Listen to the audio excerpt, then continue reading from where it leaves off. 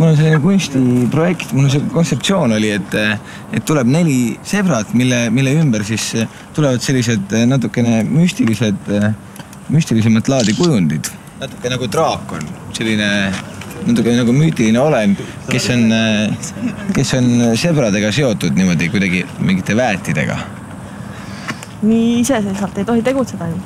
Sama ajast igaüks tuleb, joonistab endale siia midagi. Ja see olekski väga hea, vaata, ma olen mõelnud, et Tallinn on Euroopa kultuuripealinn varsti ja see tänava kunst käib ka sinna hulka.